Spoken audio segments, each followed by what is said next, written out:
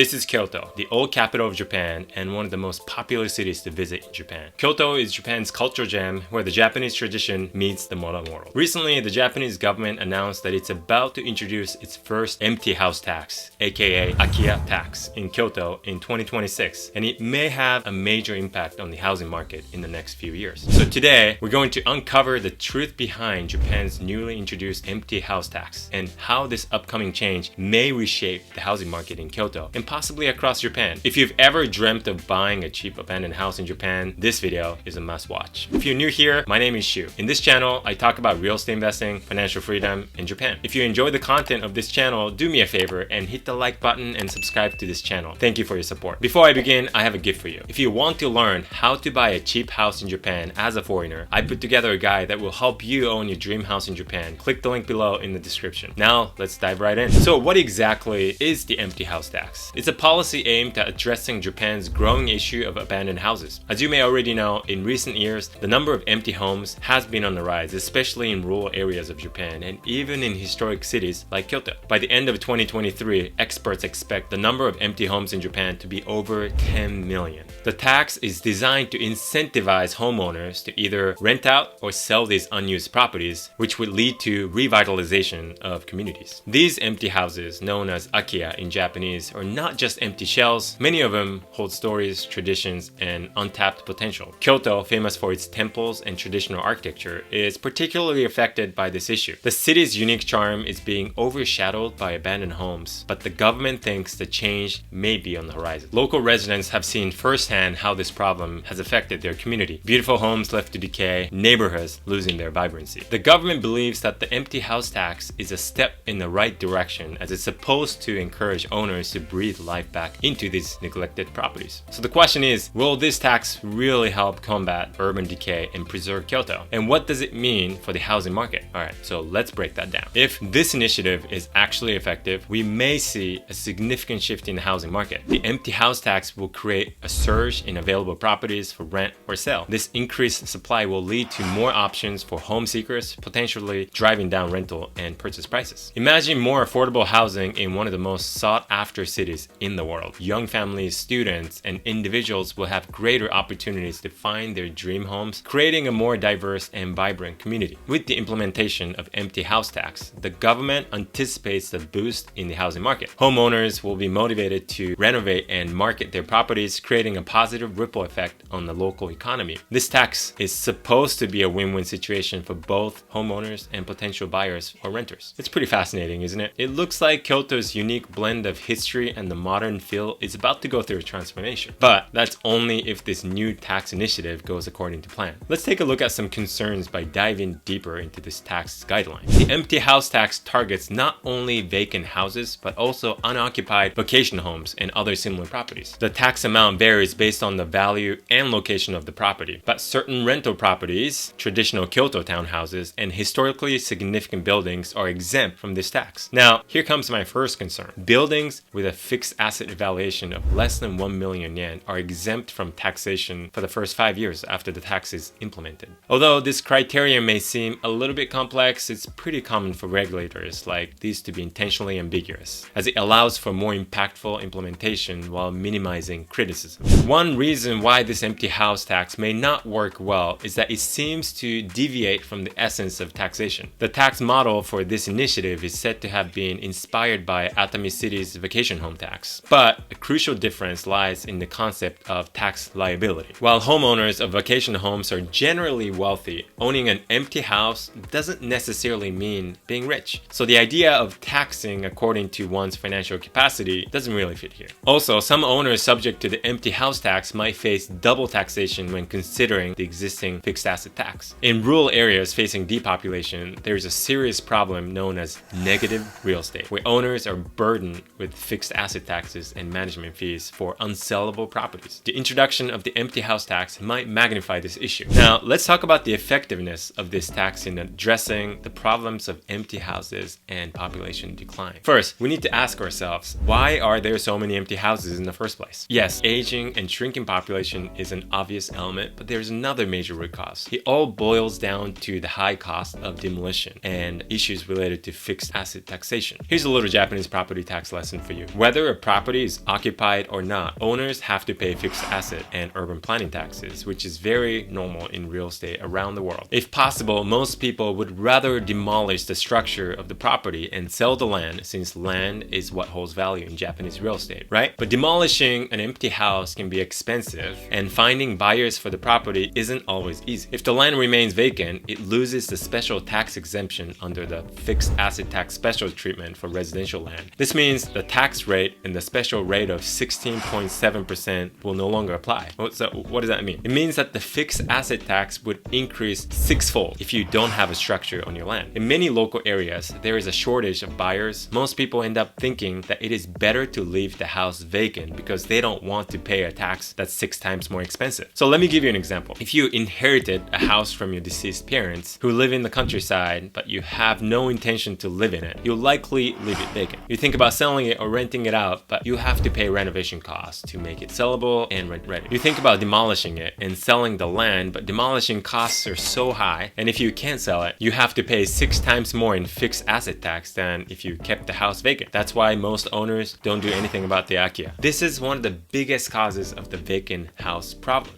Considering this, the situation in many local areas with vacant house problem is completely different from that in Kyoto City. Kyoto City is a world-famous tourist destination, so there is also inbound demand and high land prices. So, if Kyoto City's vacant house tax is successful, it may not become a model case that can solve the vacant house problem for the rest of the country. Some tax experts say that instead of imposing a vacant house tax, it would be more effective for local governments to cover the demolition costs. Regarding the issue of population outflow, is the reason for the Kyoto exodus simply a lack of available properties? If the town is made beautiful and the number of residences is increased, will young people actually return to Kyoto after leaving there in the first place? And if they do, will there be a higher demand for housing in Kyoto, which will actually increase the prices of homes in the long run? Whether this tax initiative in Kyoto will work or not, it may be a good time to buy a property in Japan if you're looking into investing in one. What do you think? Would you invest in Kyoto, or would you invest in Japan in general? Thanks for watching. I hope you enjoyed this video.